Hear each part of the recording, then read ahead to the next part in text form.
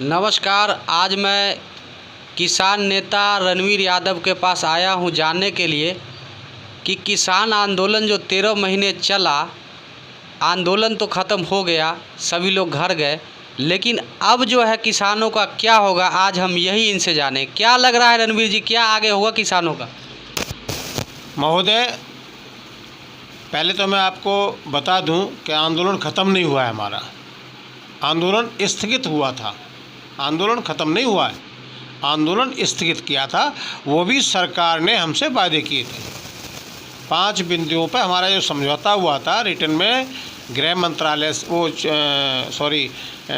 कृषि मंत्रालय से जो हमें सरकार ने लेटर दिया था, जारी किया था हमारे संयुक्त मोर्चा के लिए कि हमने ये आपकी 5 मांगें मान ली हैं।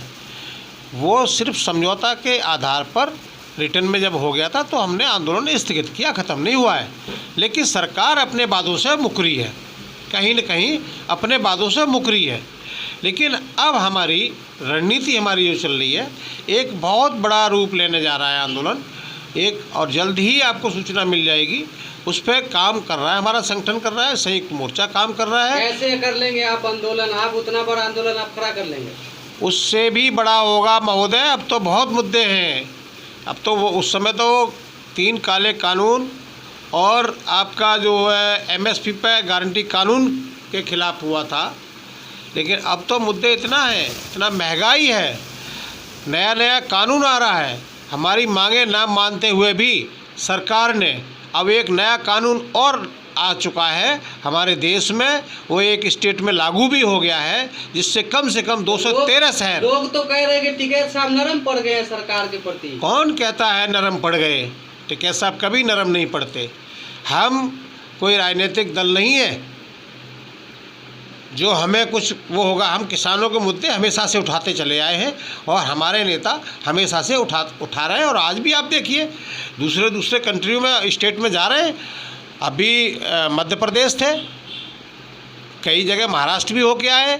हर प्रदेश में हमारे नेता जा रहे हैं, लोगों से अपील कर रहे हैं, संगठित होने की अपील कर रहे हैं, और जो सरकार की खामियां रही हैं, जो हमारे वादे अभी तक पूरे नहीं किए हैं, उनसे अवगत करा रहे हैं। वहाँ की लोकल समस्याओं को लेकर के धरने प्रदर्शन और हमारे जो है किसान महापंचायतें जारी हैं।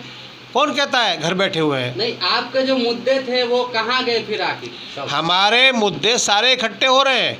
मुद्दे तो जितना डिले सरकार कर रही है, मुद्दे और बढ़ते चले जा रहे हैं। अभी आप देखिए नया कानून आ गया, आपको बताऊं, आपके संज्ञान में नहीं होगा, मैं बता रहा हूं। अभी एक प्रदेश में हमारे, इसमें क्या नाम है, शायद वो जयपुर राजस्थान से स्टार्टिंग हो गई है, उसमें करीब 213 शहर प्रभावित होंगे। उन्होंने एक कानून लाए हैं पशुधन के ऊपर कि शहर में रहने वाला व्यक्ति एक गाय या एक भैंस को ही पाल सकता है, और उसके लिए भी उसे सरकार से लाइसेंस लेना पड़ेगा। लाइसेंस सिर्फ 1 साल के लिए मिलेगा, जिसकी फीस 1000 रुपये होगी। सवाल पर आते हैं, जैसे कि आपके सारे मुद्दे थे और कहा गया कि सभी जो आपके संगठन है तितर बितर हो गया, फिर कैसे बड़ा आंदोलन करेंगे आप? कौन कह रहा है तितर बितर हो गया? कहाँ चले गए संगठन? संगठन हमारे यहीं है, कोई बाहर नहीं गया संगठन। हमारा संयुक्त मोर्चा और मजबूती के साथ उभर के आ रहा है, कोई संगठन बाहर नहीं गया। लेकिन इतना विरोध के बाद सरकारें हर जगह बीजेपी की बनती गई, आगे 9 राज्यों में विधानसभा चुनाव है 23 में, फिर क्या करेंगे आप? आप देखा आपने उत्तर प्रदेश में हालत पतली हो गई थी, गृह मंत्री को डोर टू डोर करना पड़ गया था। कितना क्रिटिकल, कितना क्लोजिंग कॉन्टेस्ट हुआ था उस चुनाव में। बहुत नज़दीकी से कोई 50 वोट से हार रहा है, कोई 100 वोट से हार रहा है, कोई 90 वोट से हार रहा है, कोई 155 वोट से हार रहा है, कोई 200 वोट से, कोई 100 वोट से। ऐसी कितनी सीटें हैं जो बड़े क्लोज कॉन्टेस्ट के अंदर आती हैं। लगभग मुझे लगता है कि 80 से 90 सीटें ऐसी हैं जो 1000 से नीचे, और 100 और 1050, 1000 के बीच में जो अंतराल में वो हराया है। जैसे कि हमारे नेता ने पहले भी कहा था, टिकैत साहब ने, कि सरकार जो है प्रत्येक ज़िले से 1 सीट बेईमानी से निकालेगी। वो सब सामने आ गया है, क्योंकि इतनी सीटें हमारी बेईमानी से हराई गई हैं, वो हारे नहीं है लेता। चले, अजय मिश्रा टेनी के बेटे पर क्या कहेंगे? अजय मिश्रा बेटे के टैनी पर देखिए सरकार का पूरा हाथ था और हाई कोर्ट से उसे जमानत मिली थी। एक पक्ष की सुनवाई हुई थी, वहाँ वीडियो कॉन्फ्रेंसिंग के ज़रिए कुछ नेट प्रॉब्लम दिखाया। हमारे पक्ष की किसानों का पक्ष को जज साहब सुन नहीं पाए थे पूरा ढंग से, तो एक तरफा वो पक्ष सुन करके उसको बेल मिल गई। लेकिन हमारे संगठन ने, हमारे संयुक्त मोर्चा की तरफ से, किसानों की ओर से ये दोबारा से फिर सुप्रीम कोर्ट में अपील की गई है। वो हाई कोर्ट की जो जमानत थी वो रद्द कर दी गई। दोबारा पुनः यथा स्थिति में आ गए हैं।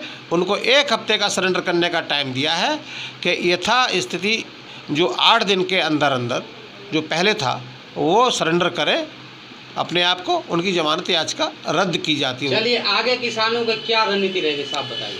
किसानों की रणनीति ये है कि हमारा जो मेन मुद्दा था एमएसपी का, सबसे मेन था एमएसपी पर गारंटी कानून बनाने का मुद्दा था, वो बरकरार है, आज भी बरकरार है।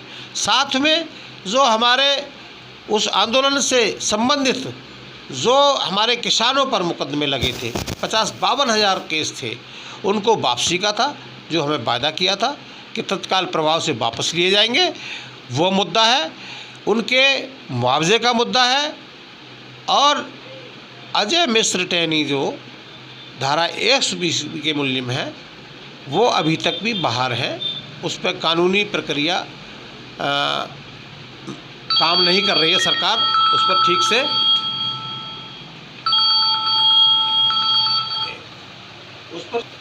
तो क्या समझा जाए रणवीर जी, गाजीपुर बॉर्डर जिस तरह भरा हुआ था, किसान बैठे थे, क्या वैसे बैठेंगे आप लोग? सरकार अगर हमारी मांगों को नहीं मानती है तो मजबूरन हमारे पास कोई रास्ता नहीं है, एक आंदोलन ही हमारे पास रास्ता है अपने समस्याओं का समाधान कराने के लिए।